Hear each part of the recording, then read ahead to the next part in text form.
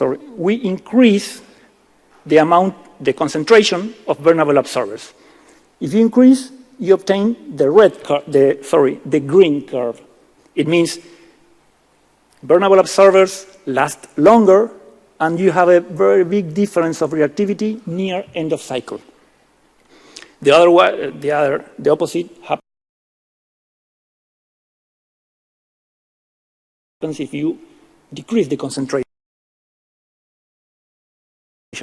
But the effect at the beginning of cycle is not very big.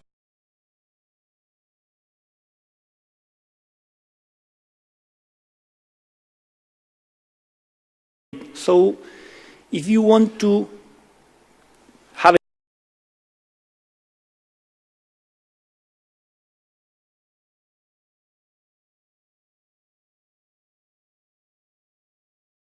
an impact on beginning of cycle reactivity, increasing the concentration doesn't have a good effect. So something that you can do is to increase the amount of pins containing burnable absorber. The effect is the one on these curves. So when you increase the number of pins, you increase the surface of the rod exposed to neutron irradiation, and you introduce a big effect and a negative effect on reactivity at the beginning of the cycle. As a summary of this very mixed plot, we can say the following. With these two strategies mixed together, you can obtain almost any shape for the reactivity along the cycle that you wish, ideally. But it's almost true, what I say. So with a combination of concentration and amount of pins, you can obtain what you want for the reactivity. So if I had to write down a recipe for the optimization of this fuel, I'd say the following. The burnable absorber's concentration is adjusted to avoid peaks at the end of the cycle, reactivity peaks at the end of the cycle. The amount of pins containing burnable absorbers is adjusted to avoid reactivity peaks at beginning of cycle. Then you still have some room for fine-tuning when selecting the location of those pins. You can put those pins on the inner part of the fuel or outside. That changes a little bit the absorption and the self-shielding and the shielding between them. So you can do some fine-tuning playing with those values and optimization. The enrichment in the burnable absorber containing pins can be raised if you want to produce power there, because each pin with burnable absorber that you introduce sends the power there to the other pins, so you have a larger power peaking factor. This ugly spreadsheet has the intention of showing the following effect. There are many results that you can see, and each one of these lines is a configuration calculated. Here you have shutdown margin indicators, and there you have the more important thermal hydraulic indicator, that is the MVR. To summarize, you can see that it is easy to comply with shutdown margins, but you fail to comply with thermal hydraulic indicators because of bad flux distribution. And the opposite is also true. If you get to comply with the MVR, the shutdown margin fails. What can you do with this? Well, there is not much you can do. At some enrichment level, there is no easy to find solution. Why is this? The reason is this. When you increase the enrichment, the reactivity weight of the control rods goes down. The same control rod banks weight less reactivity as you increase the enrichment. So the margin that you have to make modifications is getting narrow, and at some point you cannot just increase enrichment. You would have to go to another strategy, perhaps adding more control rods that we didn't want it, but you will have to, or making a more sophisticated vulnerable absorber strategy. Both ways are possible. With all this in mind, I will show you what the results were when we tried to find configurations for the different claddings. These are the configurations that resulted when we tried different claddings in the core. Here you can see results for Circalloy, for conventional stainless steel, only as a reference, and for the material that we wanted to try, that is FICRAL. What you can see, here you can see the enrichment used, the vulnerable absorber that has to be adjusted to comply with design requirements, the number of pins, and the enrichment in the pins. So with all those numbers, you can guess how the configuration is. The result for those configurations is shown in this plot. Here we see the extraction burn-up for every enrichment. You see, when you increase the enrichment, extraction burn-up increases. That is obvious, but there you can see a comparison of the extraction burn-up for different claddings. And this is what we want to have as an input for economical assessment. In economical assessment, the most important parameter is the extraction burn-up. So the intention of this presentation was to focus on neutronics, so that's it, but I will go back a little bit to economics in just a few minutes. So what could be concluded from all these calculations and analysis? Any enrichment change that we make has to be accompanied by a vulnerable absorber optimization strategy. The assessment of new and safer nuclear fuels must include cost analysis. Why is that? Because in the previous slide, you see there is no way to choose between one cladding or the other. You have to let the cost tell you which one is convenient. Something safer but unaffordable is hardly going to be used, so our much safer reactor is going to stay on the papers.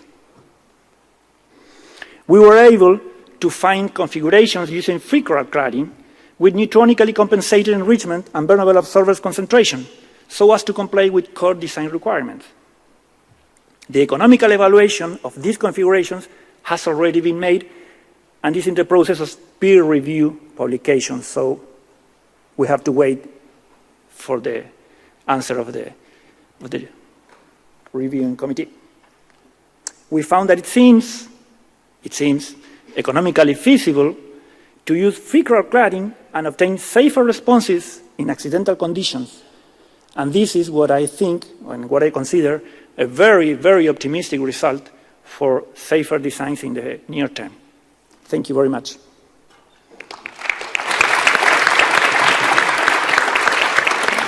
Muchas gracias, Héctor. Thank you very much. Are there questions for? Okay, please. Hi, my name's Grace Symes with Energy Intelligence. I had a question for Brian. I saw there was an announcement from Orano recently that Nucleo is part of the sharing group on nuclear fuel with Orano. I was wondering if you could say anything about how that fits into Nucleo's plans for nuclear fuel. Thanks. Does this work? Oh, is it? Okay, yeah, so I mean, Nucleo plans to construct its own fuel fabrication facility because on the timeline that we need that, we need to take that action. But of course, we're happy to explore options with Orano as well for fuel manufacturing, possibly for the future. There's clearly transport aspects relating to our project to move our fuel across Europe. And of course, the big one is reprocessing, that ultimately we need to work with established partners on what a future reprocessing capability could look like. So we're doing work to understand what technology options there are so that we can have an informed discussion and have decisions with Orano and others on that subject. thank you. So I actually have a question for you. Okay. Because when I found your paper fascinating, but when I was reading it, my head was spinning because you changed something, and then there are some other more things that they are impacted by this change, which just shows the reality of a modification like that. But I was wondering, you were talking about impacting in core aspects, but what else can be, what else is impacted? Set points, flow, what? So my question is, can you explain a little bit more how the evaluation of accident-tolerant fuels integrates with other work on the systems? Because obviously CAREM is being constructed. So how all these integrate with the overall work on the plant, and also how will a change of fuel impact the project as a consequence of this? Thank you, Anna, for the question. What I presented is something looking at the future. Current project is, with all the fuels, almost completed. So the prototype is being built with conventional fuels, UO2 and zirconium cladding. We have made this evaluation because we see that we are always looking for safer solutions, and we don't know how much does it cost. So we wanted to know if it is possible, but this is not in the critical line of the project. No. Thank you very much. So we want to open the floor for discussion, for questions, you can, give us suggestions, but please. Is there anyone who wants to start? So maybe we start. Juliet, please. Hi, gracias Ana, gracias Amparo, and thank you to all the panelists. Great presentations. So I do have a couple of questions. We're just giving the audience some time, but I'm just going to take the initiative. The first question is regarding to the last panelist. Thank you so much for your presentation. It brought me good memories when I was doing thermohydraulics analysis.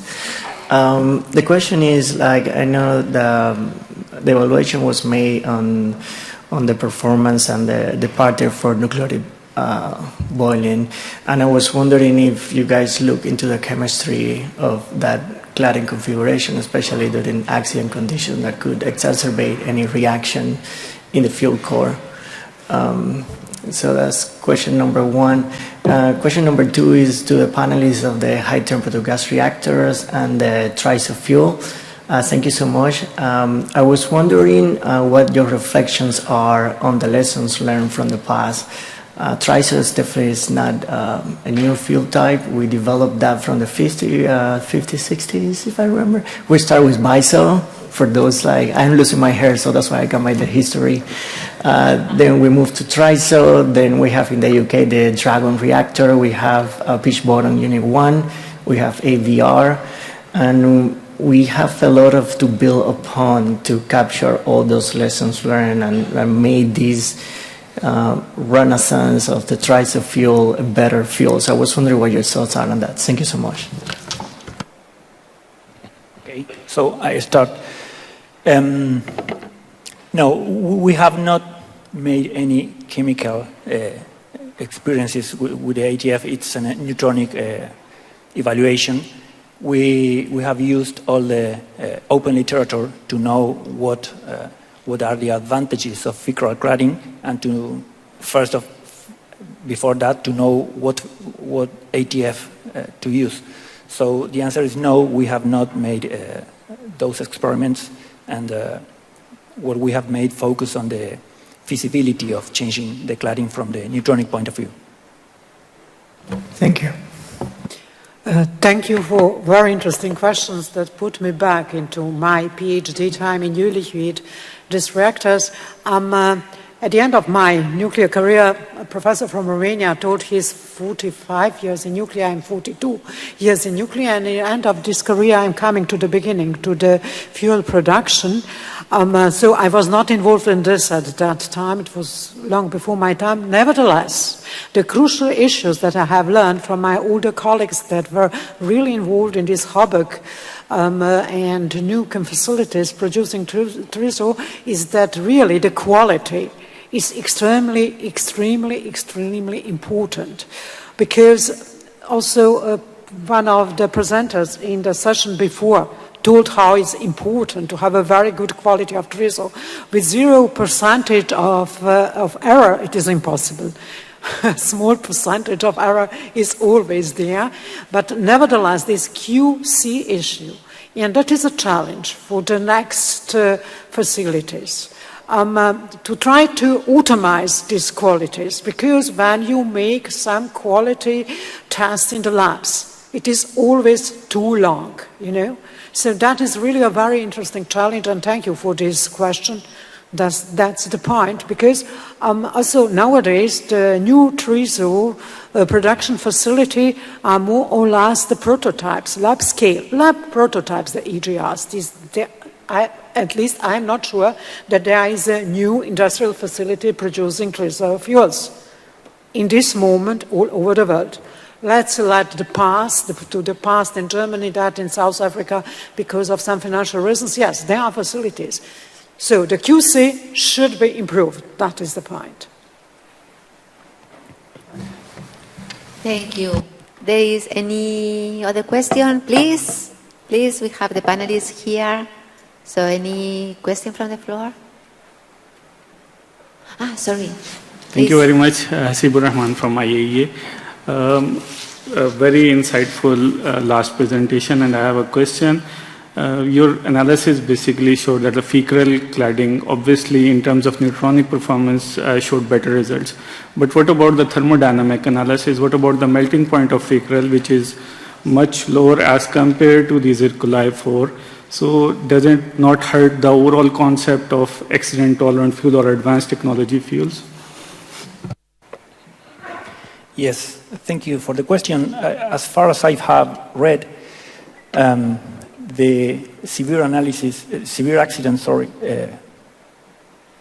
evolution of the accidents has a safer response because of some delay in the hydrogen production and some other aspects.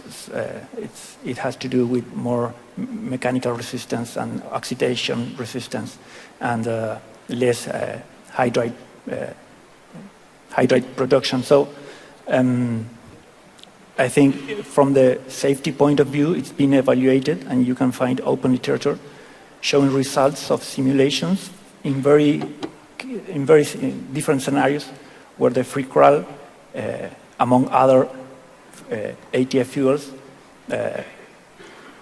produce a safer response of the accidents. Please. Yes, thank you very much for the presentation. My question goes to the neutronics guy. You didn't say anything about coolant within your geometry. I realize it's a hexagonal core, and you didn't say anything about it. But then you referred to the fact that the introduction of fuel pins or burnable absorbers have an effect on the reactivity at the start.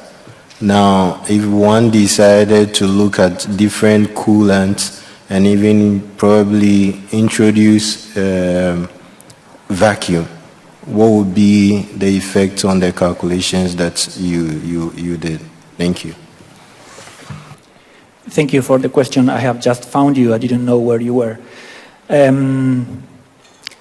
The fuel is hexagonal. It's the geometry of the fuel that we have used in our simulations is exactly the geometry of the original current fuel. The only difference is that for fecal claddings, you can reduce the thickness, and this is also calculated somewhere because a higher mechanical resistance in fecal. So if you look at the shape of the fuel, you won't see any difference with the original circular cladding of the current reactor.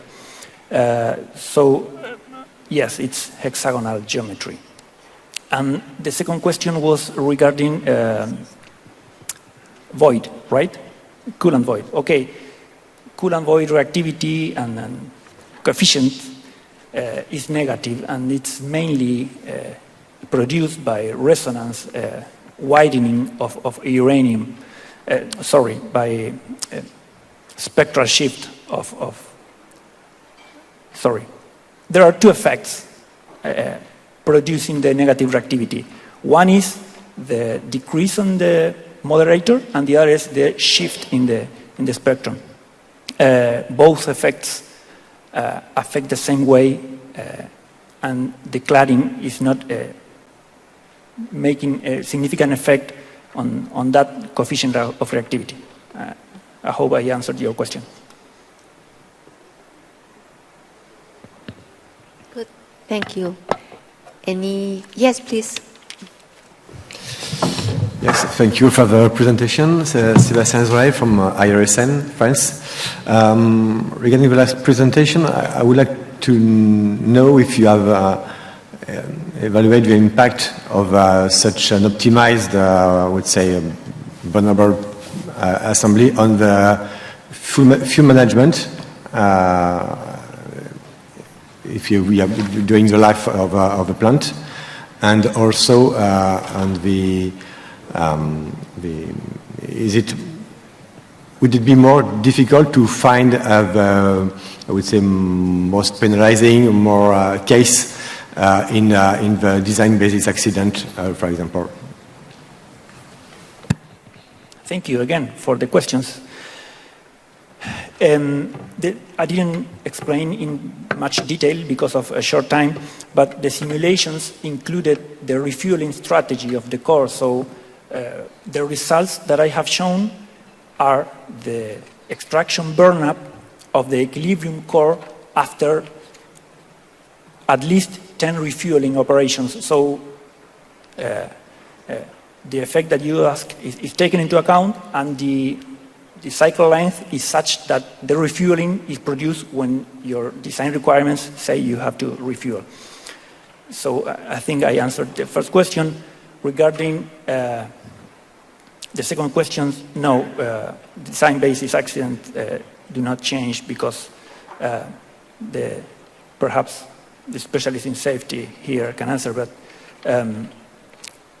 you don't change the design basis because you have passive safety features in the reactor, so you don't have we haven't changed the design basis for this new cladding. Good, thank you. I think now we are going to take over as moderators, and we would like to launch one question for all of you, so we would like you to answer one by one. I think we can let Hector to rest a bit. So we would like to know, how do you, each of you, foresee regulatory bodies adapting to accommodate the fast advancements in SMR's fuel cycles, and what might be the biggest hurdles in adaptation? Please, Marina, can you start, please? Yes, a very, very good question. And it is not an easy issue. We have achieved, at least in Europe, to harmonize and standardize all of different regulations that we have on the European level. The IAEA has a really big challenge to do that all over the world. And, you know, to standardize something, you first have to have something. And there is such different level in the countries all over the world on the regulation levels, on the regulation standards, on the people who are able to do that. I'm a German citizenship, and I'm very proud because I have two countries there where I belong. I am born in old Yugoslavia and had a very good nuclear technical faculty where I could study. And nowadays, in Serbia, I cannot speak for another new republics that we have on Balkany. And this faculty is deleted. You have no nuclear engineers anymore. And there are different fantastic plans about SMRs in Serbia too. Who is going to do that? Only as a small example. And, you know, the persons Serbia is also a small country. Germany is a very big country that do everything on the highest level. But let's give from Europe, in Asia, Australia, America, whatever, Africa. First of all, you have to have the faculties, you have to have the education, you have to have the authorities, you have to have the young, not so young, and experienced people who are doing that. So I think that is the education and having the persons who can then harmonize that. And at the end of the day, this morning we have learned that Canada, US, and UK are working very, very well together. And it should be valid for all over the world. Yes, that is a very good question. So in relation to nuclear transport packages, like historically, especially nuclear transport solutions, it has taken quite a while to develop packages. Sometimes it can spread over 10 years. It can take quite a long amount of time. However, we've reduced the short time scale. We've had just under 2 years to go from, like I say, from scratch to TRL4. We've used kind of like a fail-fast approach. So previously, if there's been a problem, we've done analysis, really looked into it, through the theory and modelling. Especially because nuclear transport solutions, we fit under, we're in the public sector, so it's taxpayers' money, so you do want to provide value for money. So it has been difficult to come away from that. However, we have been we've really been looking at this as a new way of doing it. It has been working well, so it has been a very good test, and so we are looking to adopt this for future packages. If we've got an uncertainty, do some physical testing, and you find out so much more than doing the modelling on a computer. So yeah, I think that's the main takeaway from us, and how we can really speed things up for future technologies. Okay, I kind of agree with the harmonisation point. I think that the more that we can harmonise across the various jurisdictions, the better. And that concept of how do you take credit for progress made in one jurisdiction in another. So I think about, we operate in France and the UK, and we're going through the ASM pre-licensing process in France, and we plan to go through the GDA process in the UK. How do you take credit for the work done in France as part of that GDA process in the UK? So I think that's one area where there's opportunity. I think the other challenge is around skills. So, we're talking about technologies that they're not necessarily entirely new, but they've not been exercised for a while. So I think the regulators' skill base may be challenged. I think people that have maybe worked on these technologies historically have left the workforce, and we've got to rebuild that. And then, of course, there's bandwidth. There's a lot of new nuclear technologies looking to come to market, and that's going to require regulator support. So I think skills and bandwidth are two big issues. I think two positive points for me: the bringing online of the pre-licensing processes to allow new technologies to get the ball rolling. Then that's obviously happening in France, and it's also happening in the UK with the early engagement processes. So I think, for me, good moves. Good moves. Thank you. Hector, please. Well, I'm not a specialist in regulatory topics. However, there have been panels here of regulatory specialists, and they were talking a lot about risk-informed analysis. I think that approach, as opposed to prescriptive analysis, can pave the way for the new fuels. And another thing that I have heard from the panels these days is that regulatory bodies are waiting for specific designs to be assessed. So it cannot be answered in a generic way, because we need to ask more specific questions and requirements will be related to specific technologies, I think. I hope.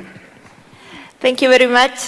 Thank you to our speakers for your insightful and informative presentations. Please, big applause for all of them. So we have seen there is a lot of work going on, a lot of challenges being faced, and being addressed. So this is a very exciting moment, a very exciting time for the fuel cycle community. Safety, of course, was present in all the papers, highlighting that safety and technology development go hand in hand. And thank you, Amparo. It's great working with you. Thank you, Anna. The same for me. It was a big pleasure to share this session. So fuel cycle developments and implementation are enablers for the SMR technologies to be deployed. As we have heard from the two sessions today, it cannot be a reactor technology without an associated fuel cycle, which is safe, secure, and technologically and economically viable. So there is a lot of interesting and challenging work ahead of us, so let's go for it. Thank you very much for being with us and the whole sessions, and the session is closed. Thank you.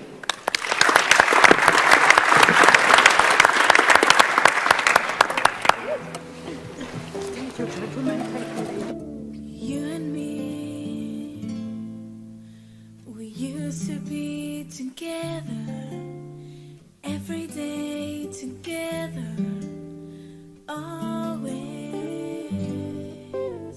I really feel I'm losing my best friend. I can't believe this could be the end. It looks as though you're letting go, and if it's real, well, I don't want to know. Don't speak, I know just what you're saying, so please stop explaining. Don't tell me 'cause it hurts. Don't speak, I know just what you're thinking, and I don't need your reasons. Don't tell me 'cause it hurts. Our memories, they can be inviting, but some are hard to get in mind, frightening. And as we die, both you and I, with my head in my hands and sit and cry. Don't speak, I know just what you're saying, so please stop explaining. Don't tell me 'cause it hurts. Don't speak, I know just what you're thinking, and I don't need your reasons. Don't tell me 'cause it hurts. It's all ending, I gotta stop pretending who we are, who we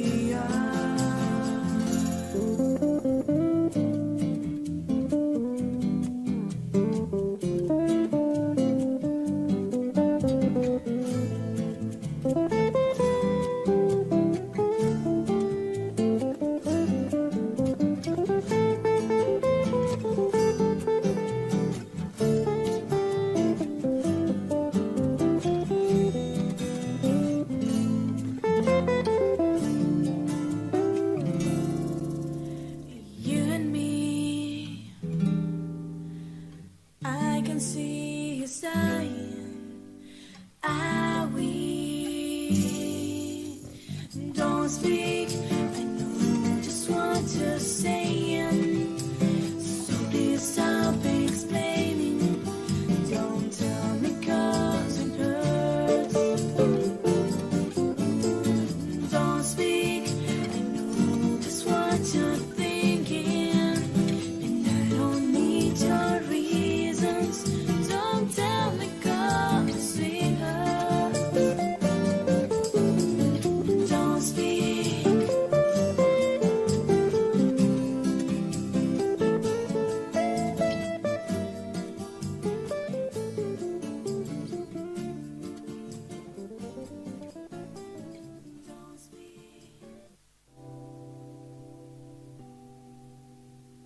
spend 24 hours, I need more hours with you.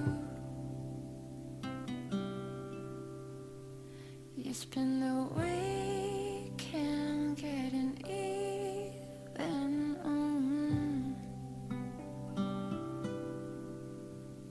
We spend the late nights making things right between us. But now it's all good, babe. Roll the backwood, babe. Don't pay me close. 'Cause girls like you run around with guys like me to sundown. When I come through, I need a girl like you, yeah, yeah. Girls like you love fun, yeah, me too. What I want when I come through, I need a girl like you, yeah, yeah, yeah. Yeah, yeah, yeah. Yeah, yeah, yeah. I need a girl like you, yeah, yeah, yeah. Yeah, yeah, yeah. Yeah, yeah, yeah. I need a girl like you. I spent the last night on the last flight to you. Took a whole day up, trying to get way up.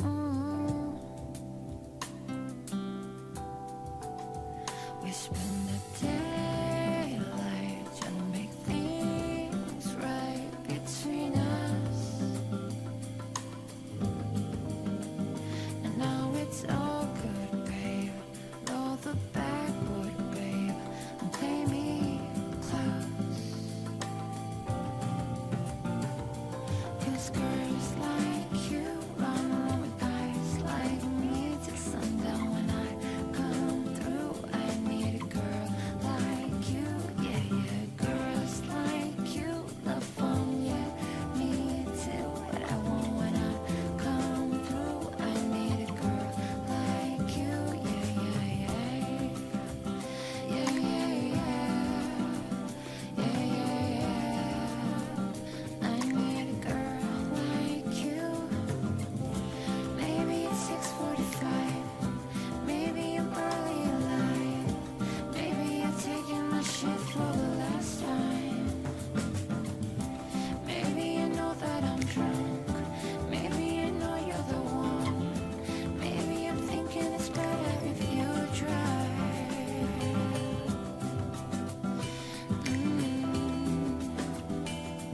Yeah. Ooh, 'cause girls like you run around with guys like me till sundown. When I come through, I need a girl like you, yeah, yeah, yeah. Yeah, yeah, yeah. Yeah, yeah, yeah. I need a girl like you, baby.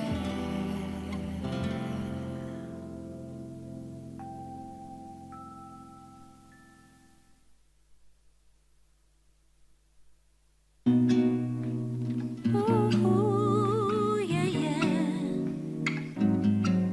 What we're living in,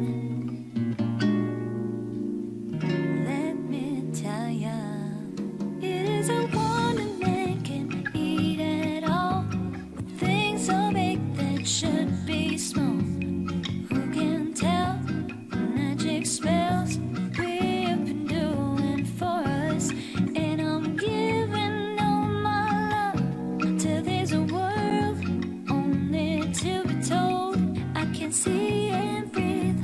No more will it be, and nothing's gonna change the way we live. 'Cause we can always take but never give, and now that things are changing for the worse. See, ooh, it's a crazy world we're living in, and I just can't see that half of us immersed in sin is all we have to do.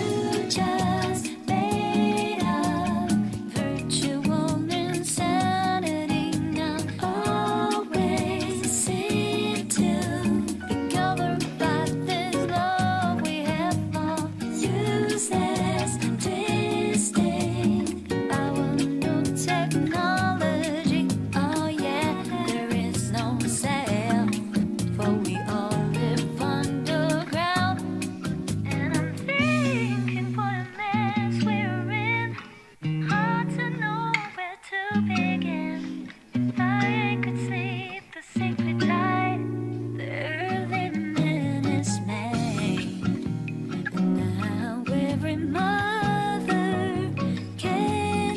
lose the color of a child.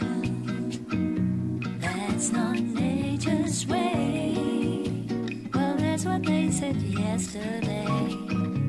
There's nothing left to do but pray.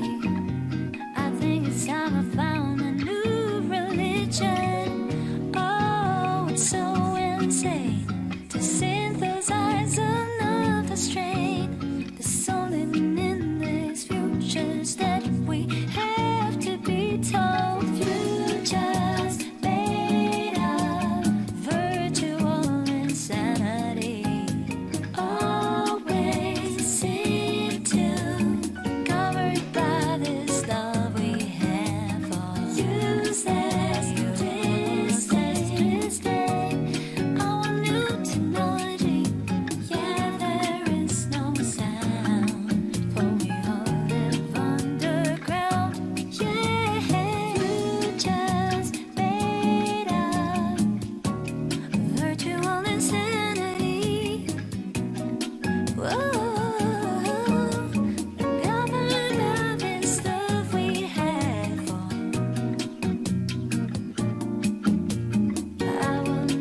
Technology, there ain't no sound, for we all live underground. Ooh.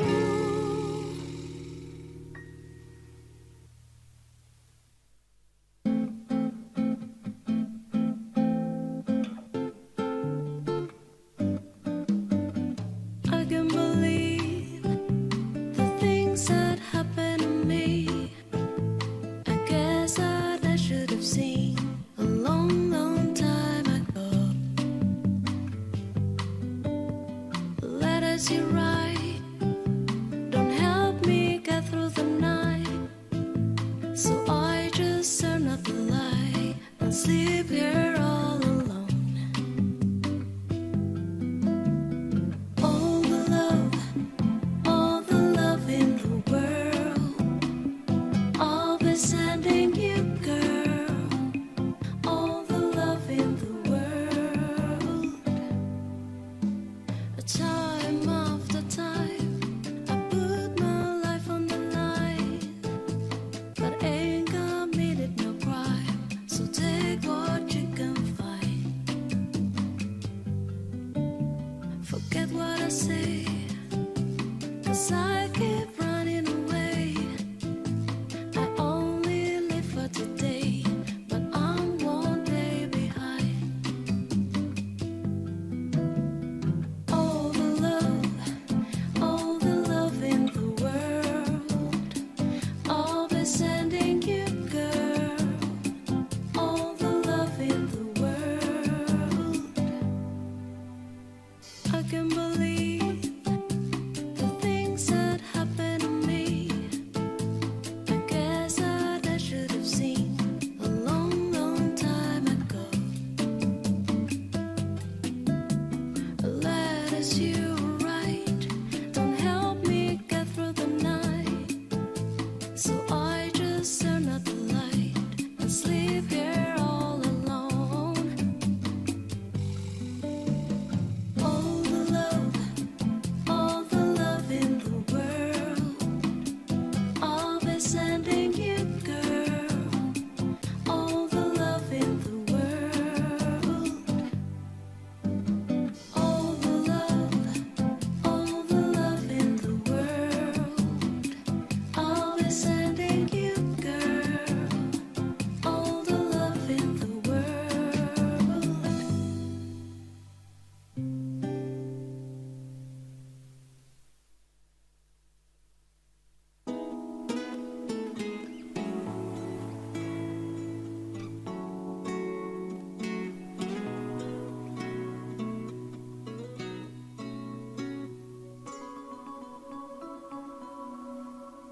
Looking for you, you are looking for me. Always reaching for you, you were too blind to see. Love of my heart, why leave me alone? I'm falling apart, no good on my own. Mon amour,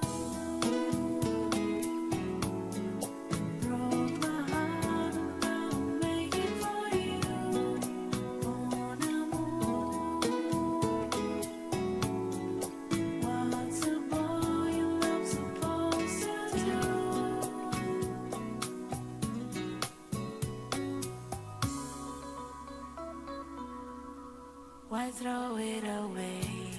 Why walk out on me? I just live for the day, for the way it should be. There once was a time, have you here by my side? You say I wasn't your kind, only here for the ride. Mon amour,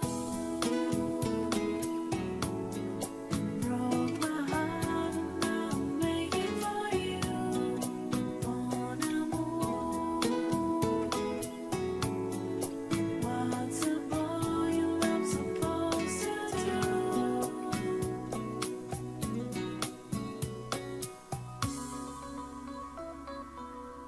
No emotional ties, you don't remember my name.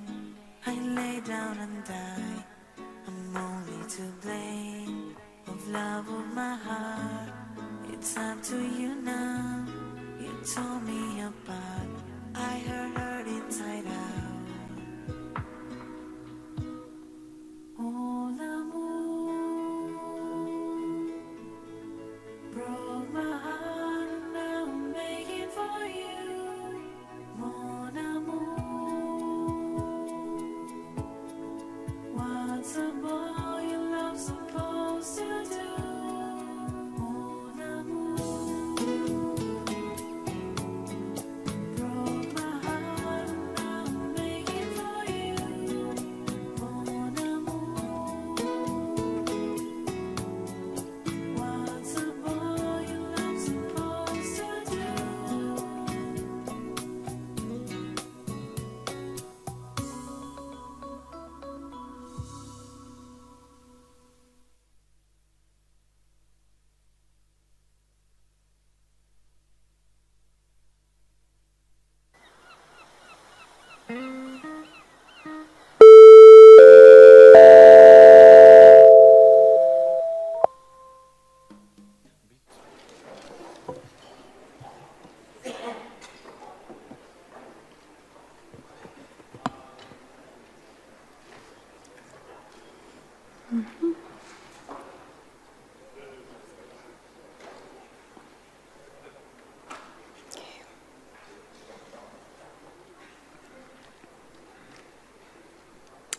So good evening. It's a pleasure to welcome you to today's side event on SMRs and microreactors towards a sustainable and equitable future. As we stand on the threshold of a global energy transformation in the race to net zero, we are witnessing rapid advancements in small modular reactors and microreactor technologies that hold the potential to revolutionize the way we produce and consume energy.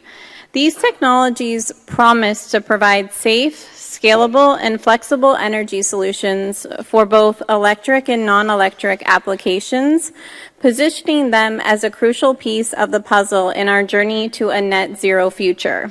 Today's panel is a unique opportunity for us to explore the opportunities, the challenges, the pathways for these emerging technologies. We'll dive into key themes such as modularity, cost effectiveness, equity, and versatility, as well as the critical challenges that remain. Challenges including licensing, safeguards, workforce development, and regulatory frameworks. Before we begin our discussion, I'd like to introduce our keynote speaker, Scott Shroom, Director of Security at the National Nuclear Security Administration in the United States. Scott, the floor is yours.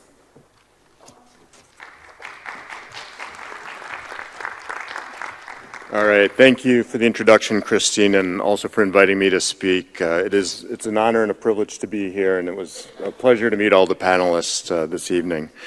So my name is Scott Shroom. I am the Director of the Office of International Nuclear Security, which is part of the Department of Energy's National Nuclear Security Administration, and we do a lot of outreach with international partners across the globe on reducing risks of nuclear material theft and sabotage of nuclear installations. Governments around the world are considering expanded use of nuclear energy to address concerns with energy security and climate change. And small modular reactors and microreactors offer potentially transformative opportunities in meeting those goals. Given the accelerating demand for sustainable, reliable energy and the pressing need to achieve net zero emissions by mid-century, this panel and discussion are particularly timely. We applaud the IAEA for organizing this SMR conference, as well as initiatives such as Director General Grossi's Atoms for Net Zero that help raise awareness of the critical links between nuclear security and nuclear energy. NNSA, the National Nuclear Security Administration, recognizes the promise of these new technologies, but is also cognizant that SMRs and microreactors pose unique challenges to the security and non-proliferation regimes. My office engages with over 60 countries across the globe, as well as U.S. domestic industry, to better understand the security implications of these new technologies. We have invested a lot of time and effort into analyzing issues such as physical protection, cybersecurity, and insider threat mitigation, as well as the critical nexus between safety and security. Ensuring safe and secure deployment across borders, industries, and sectors requires rethinking of or revisiting how we license, regulate, secure, and safeguard nuclear technologies. In particular, security must be an integral part of that conversation. And again, my office is working domestically, bilaterally, and through the IAEA to raise awareness of the importance of security by design. We are also working very closely with counterparts in safeguards and safety to understand those links. Every stakeholder, from the designer, the vendor, the operator, and regulator, has a critical role to play. And this is an area where embarking and expanding countries have an opportunity to lead the way. Existing regulatory paradigms globally were constructed mostly for the large light water reactors, but we need to think critically about the potential risks when it comes to reactors with novel fuel types, higher enrichments, and how to protect smaller decentralized facilities. Security by design ensures that these vulnerabilities are addressed proactively with built-in measures that can scale with deployment, while hopefully reducing the regulatory burden on the recipient country without hindering performance or accessibility. This concept of security by design is particularly essential as we address the broader challenges of licensing and regulatory frameworks. Achieving these goals are not just a matter of policy and technology, but also workforce development. The future of SMRs and microreactors depends on the talent, creativity, and leadership of young engineers, policymakers, and nuclear professionals from every corner of the globe. NNSA is pleased to be part of this event as the next generation of security professionals will play a significant role in developing and securing these new nuclear facilities. We believe that success will hinge on multi-generational collaboration to innovate within existing regulatory frameworks, shape new ones, and foster inclusive global cooperation so that nuclear energy is accessible and secure for all. At the same time, we must balance innovation and responsibility and urgency with a deliberative approach to build a sustainable and secure energy future. So again, it's a pleasure to be here this evening, and I wish you all a very interesting discussion. And again, we're really happy to be part of this effort and look forward to hearing the panelists. So thank you very much.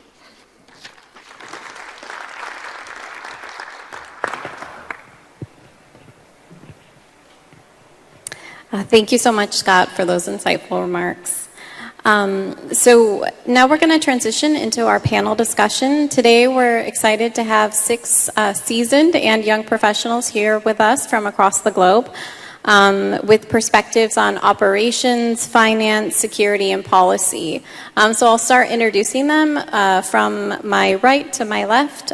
First we have Jacob Zakobi, who is the licensing lead at GE Hitachi Nuclear Energy.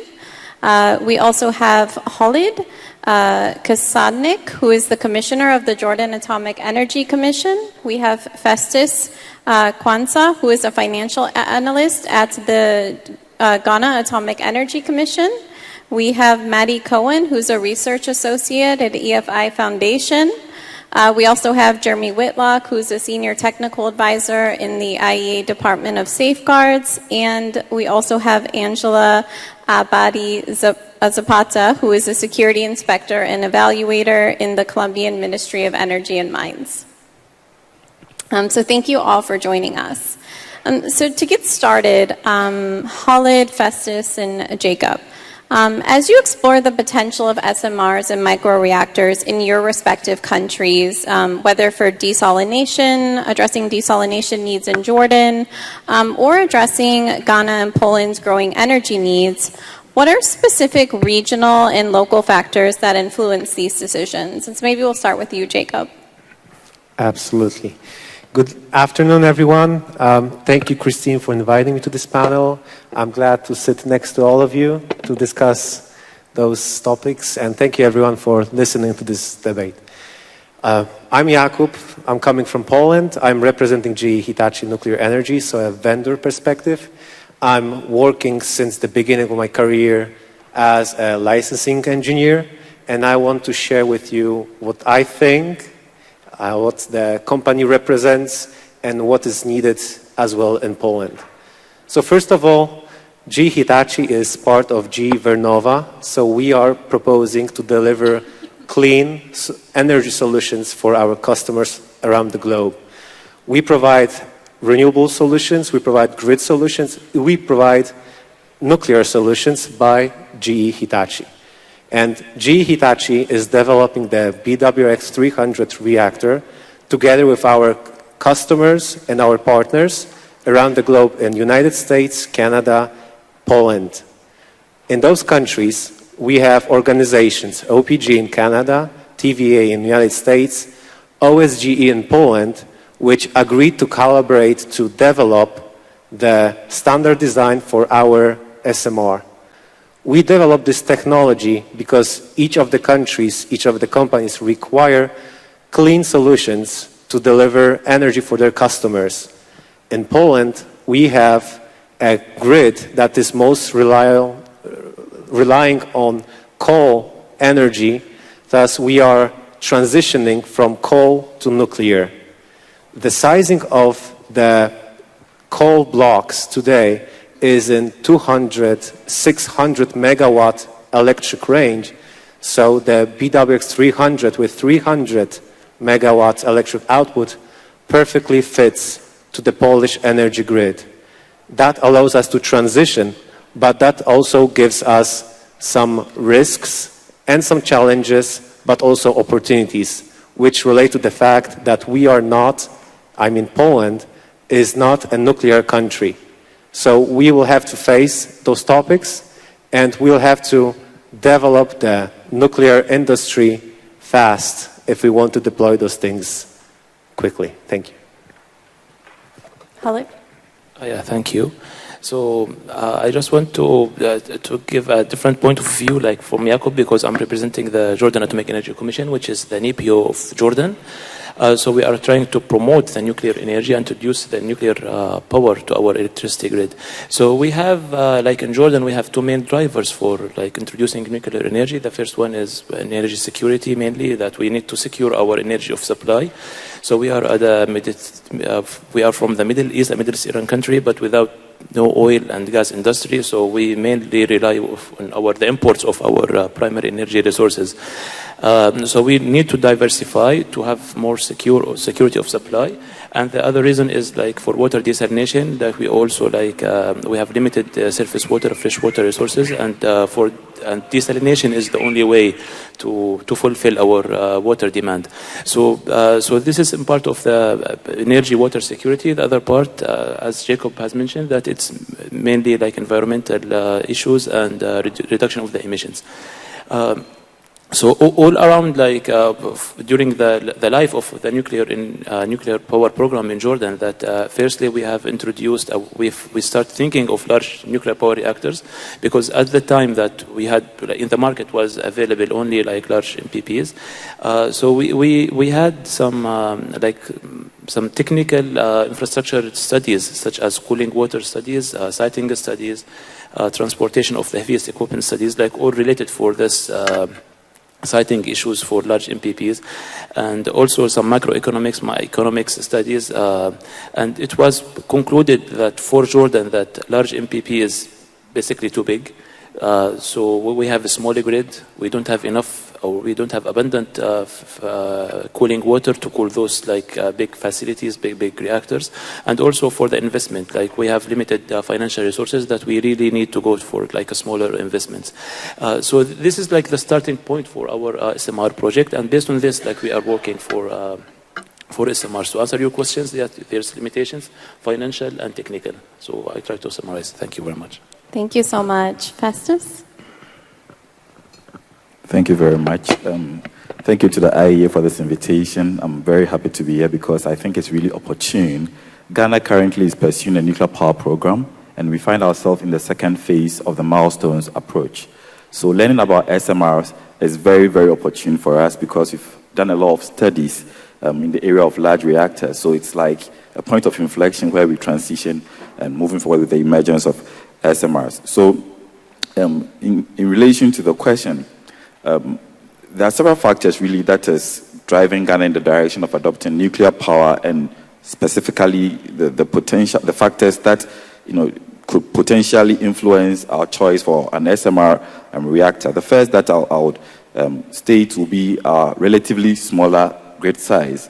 We think that gives us flexibility to make a decision on SMRs because there wouldn't be the need to expand substantially.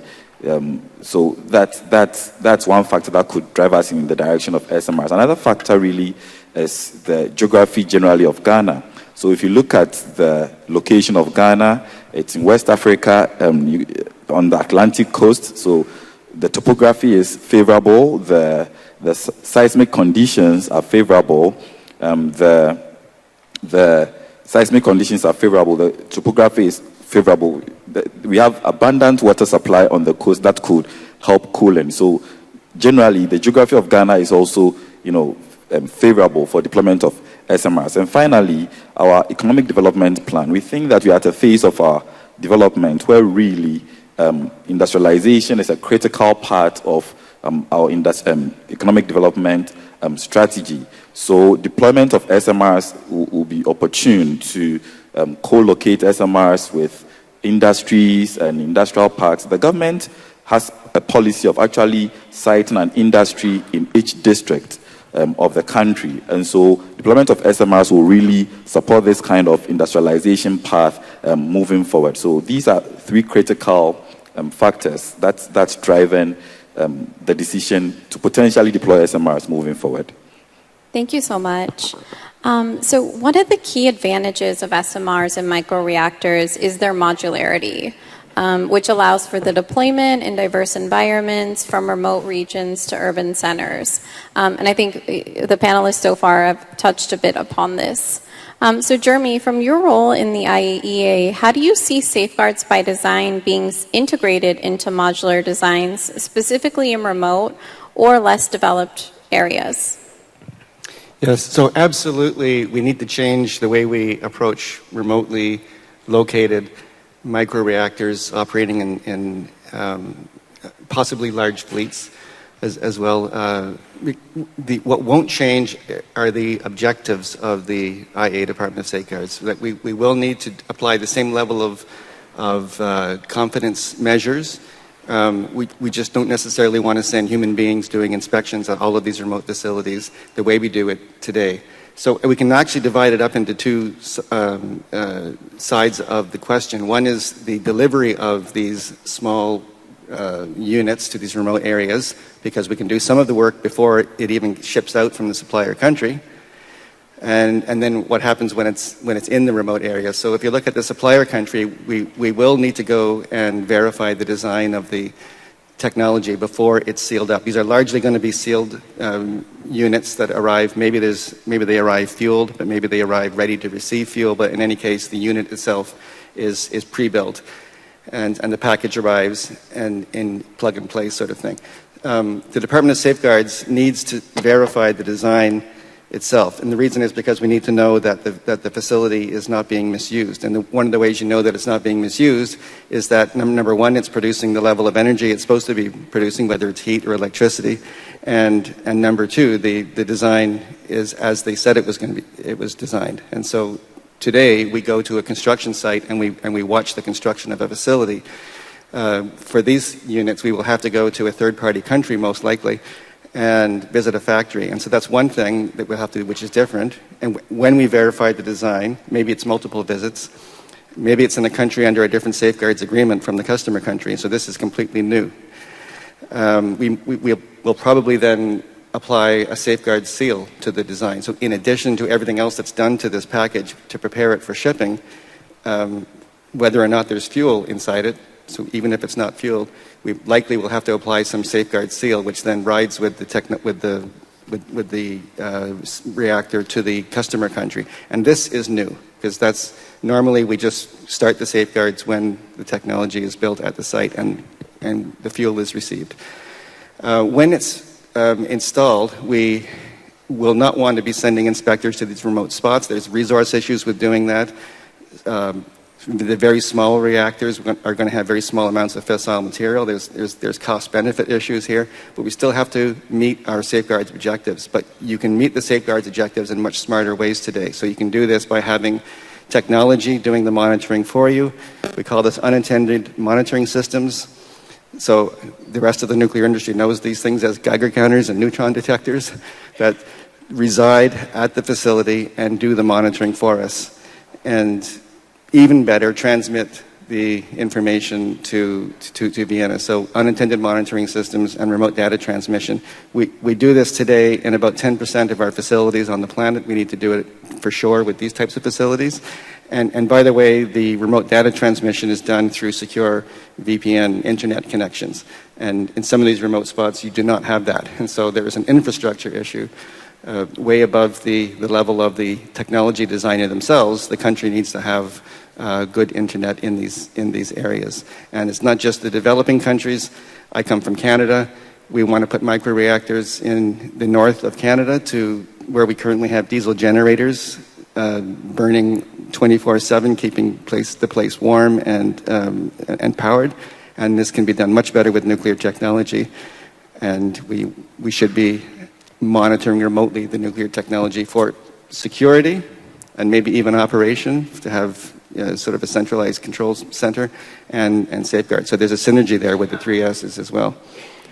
And whatever the other 2 S's come up with to enable that, we can probably ride on that as well. Thank you so much. So Jacob, as you work to deploy the BWR X300 in Poland, what challenges and opportunities do you see in ensuring that SMRs can be deployed effectively in both urban and rural settings? Thank you for the question. So as a technology provider, we cannot assume that every unit will be deployed at a coastal location. We have to keep in mind that all the elements must be transportable wherever it is close to the open waters, or it must be inland. So the transportability of elements is crucial to have that deeply enrooted in the design phase, and this is what we are doing to plan for the modularity, so the middle part of the SMR phase, to keep in mind that we want to deliver things where we need to deliver. So modularity is not something new in the nuclear business, but it's crucial if you want to deploy things fast, on time, on budget. And modularity is present with the main equipment, it's present with the civil parts. Not everything is possible to make modular. Some things you have to make on site, but if you think about it early, then you can make the tight schedule real. And this is important if you have a tight schedule. This is what we are doing in Canada. The deployment phase is planned very early, and as we see, those things are deep in the design. In Poland, when we want to build reactors, our partner OSGE, so Orlen Synthos Green Energy, they don't want to build one reactor. They want to build multiple reactors, up to 24 reactors. They have a governmental approval to 6 locations, up to 24 reactors. And when you think about modularity, you can have a manufacturer that makes a specific pressure line, INC equipment, valves. They just make it in series. Making that in series helps in eliminating the first-of-a-kind issues with the development, the construction, the manufacturing, the transportation, and assembling. So if you want to build a lot, you need to have the modular construction in mind. And I think this is actually considered. When you look on the Polish industry, Polish nuclear industry, we might not have enough experience there. We are involved in some projects internationally, but if you want to build a lot, there is an opportunity for non-nuclear businesses to start being nuclear. And there is a lot of companies that are interested in going nuclear. They just need to know how they can be interested. Thank you. So what I've heard so far is that international collaboration is really important, and also having these discussions early on. And so as we look to deploy these microreactors and SMRs at scale, international standards and regulatory frameworks are crucial. Angela, from your perspective, what security considerations should be integrated into these reactors to maintain both public confidence as well as security and safety? Thank you. So good afternoon, everyone. I start by thanking to the agency for this invitation, and of course to mention that it's an honor for me to chair this panel with these colleagues and experts. So to answer the question, I will divide the answer in two parts. First, I will talk about, for me, on my personal opinion, are the technical aspects of nuclear security that Colombia must develop. And in the second part, I will talk about how the Ministry of Mines and Energy is working in those aspects. So, as I told you before, in my personal opinion, the aspects that Colombia must have are a robust regulation, an emergency plan response, the planification against threats, and for me, one of the most important aspects is involve the society in this process. And how we are working in the Ministry of Mines and Energy. So in this moment, we are working on an investment project, and the objective that investment project is try to develop a public policy to improve access to advanced nuclear technology. But be clear, when we talk about advanced nuclear technology, that includes the use of SMRs. Okay, so through this investment project, we are trying to work in these aspects that I mentioned before. For example, having a robust regulation. So today we have updated our national regulatory framework, including a nuclear regulation. And this nuclear regulation is according with the international recommendation. For the emergency response plans, we are working with governmental entities and at the national level, and the idea is to review this advanced nuclear technology. We are working in a document, and we hope to have the draft for the next year. With respect to the planification against the threat, we are working in our DVD, and this is a very important topic. So the Ministry of Mines and Energy is working with the Ministry of Defense, and we started the whole process to declaration of the threats. And finally, to try to involve the society, we are doing a consultancy.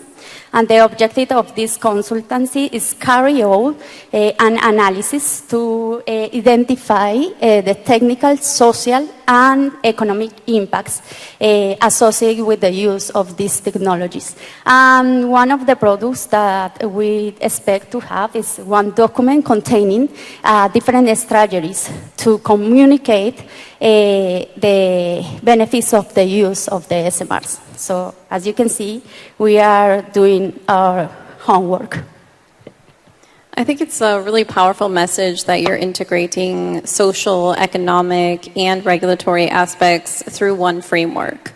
And so, you know, oftentimes we really focus the discussions on the safety and the security aspects. And so it's, I would say, enlightening to see that the social and the economic aspects are also being considered. And so my next question actually is to Jeremy, because safeguards often tends to also maybe not be as prominent within these regulations as maybe we would like them to be at the IAEA. So could you talk a little bit about the key challenges that we're observing in harmonizing safeguards obligations across borders to ensure a secure global deployment of SMRs? Yeah, and I didn't thank you before, but thank you for inviting me to this session. It's a pleasure to be here. We often talk about 3S, the 3S approach, safety, security, and safeguards, but what we don't make clear by just saying 3S is that two of those S's are national obligations, and one of them is safeguards, and it's the international obligation. So when we talk about harmonizing or integrating or making sure we are not compromising one by implementing the requirements of the other, we're actually talking about the customer country having its own set of national requirements, and safety and security are just two of them. There's a bunch of other stuff as well, all the legal requirements of the facility.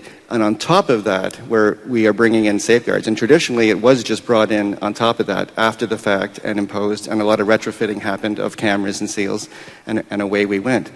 Now we're talking about integrating the process of design with safeguards itself, and because it's a necessity, because you might have to have an instrument which is actually integral to the operation of the facility itself. And when it's integral, so imagine a detector which is strapped to the side of a pipe, or it's a probe on the side of a container, and maybe it's transmitting to Vienna, so it's transmitting without causing any cybersecurity issues, without tripping the reactor.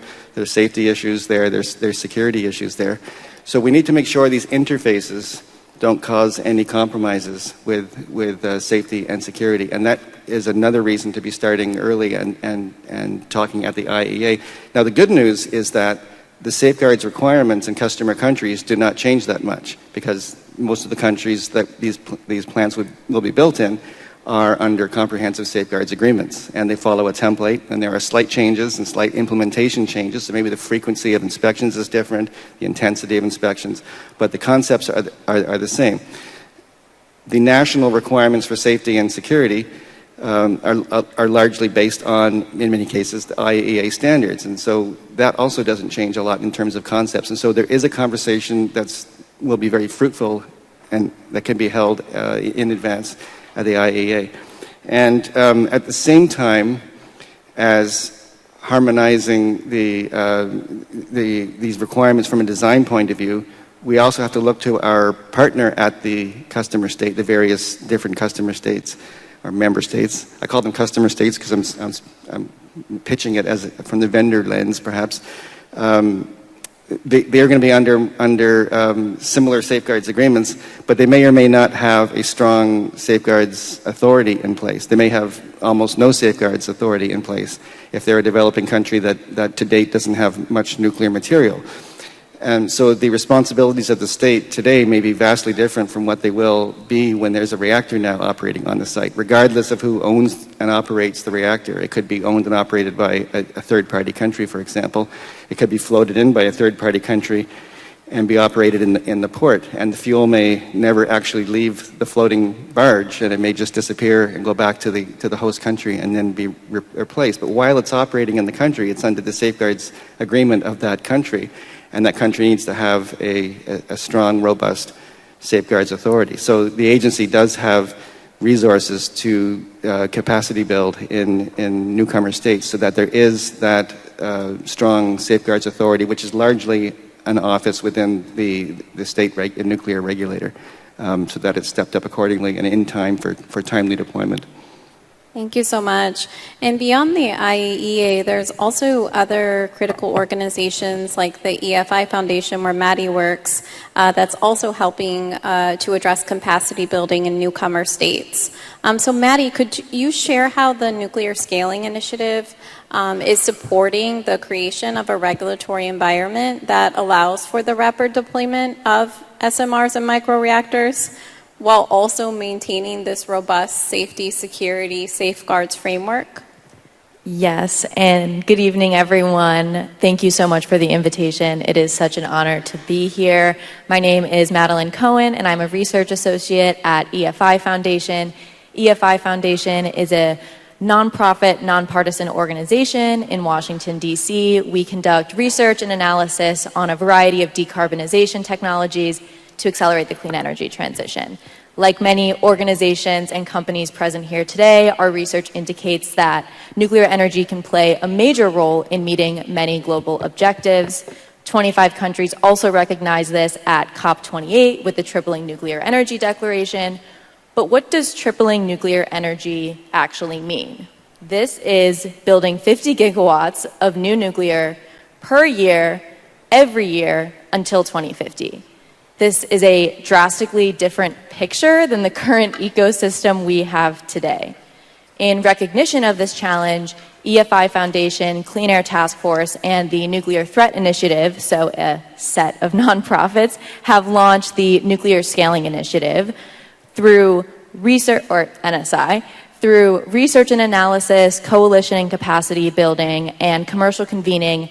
NSI hopes to help build the new nuclear ecosystem that can enable the safe, secure scale-up of nuclear energy. To your question, the transformation of the regulatory environment is, of course, critical for scaling, and there are a few key challenges, well, many, but a few key challenges. Number one, you have the existing regulatory frameworks that are largely built around the technologies that countries are familiar with, so transferring the guidance, the regulations, the human resources to these new SMRs is a huge lift. You also have the early harmonization efforts that are challenged by the different approaches to meeting shared safety standards, and of course, with the long-term intention of international harmonization, there is this risk that that may not happen. Countries may not want to give up their sovereignty, and developers will have to undergo redundant design reviews. That said, I think at this conference, the early readouts from the joint licensing and joint early review collaborations in Europe, the US, Canada, and UK have been really encouraging, and not only in terms of fostering efficiencies, but also for improving nuclear safety and maintaining the high safety standards we have today. In addition, I do think that government support for first-of-a-kind licensing reviews is essential. Getting the first-of-a-kind SMR review over that kind of large regulatory hurdle at the onset is a huge challenge. And lastly, I think in terms of longer term, we would like to, or we're exploring the use of an international technical support organization as potentially a way to provide additional licensing support for embarking countries. To the second part of your question, scaling, of course, requires safe and secure nuclear energy. NSI hopes to integrate non-proliferation, safeguards, and security into commercial projects from concept to deployment. As demonstrated by the UAE in their Baraka builds, the path to fast, smooth, and successful nuclear deployment lies in the selection of proliferation-resistant technologies and international best practices for safeguards and security. So NSI hopes to encourage governments and customers to consider this as early as possible. Thank you so much. And Jacob, I'd like to kind of bring the question around to you as a vendor. You know, what have been the regulatory challenges that you faced, and maybe what could you share maybe a few lessons learned with the community here today that we can potentially take home and consider as we look to deploy maybe micro or small modular reactors in our countries? Absolutely. Thank you for the question. So, GE Hitachi is very experienced in case of regulating developing technologies under the US NRC rigor. And this is going back, decades back, to the very first days of nuclear energy. And there's, not me of course, but many people that learned how to do it, and we maintained the knowledge that we can use today. In the past decade, we have licensed an large reactor, ESBWR, which has some features that we use in the current SMR BWRX-300. We leverage the knowledge and the expertise, the research and development that we had to do for the previous reactor in current licensing efforts. This information is helpful not only to deploy the reactor in the United States, it helps us in the development phase as well in Canada, where we are in the middle of the licensing process for the OPG project, Ontario Project Generation Company in Canada, and we are expecting that the LTC, so the license to construct, will be soon granted. The information shall be in the next months. Now, we developed the BWRX-300 with our partners not only in the United States and Canada, but as well as Poland, and we are participating in a Great British Nuclear Project in which we are one of the 4 companies taken into account to develop the SMRs in the country. The Canadian regulatory body, the CNSC, US NRC, and ONR are together collaborating on understanding our design to make the licensing process much faster and understand if the concept of the plant is safe and ready to deploy. This collaboration helps companies like GE Hitachi and those I mentioned earlier as our partners to make greater assurance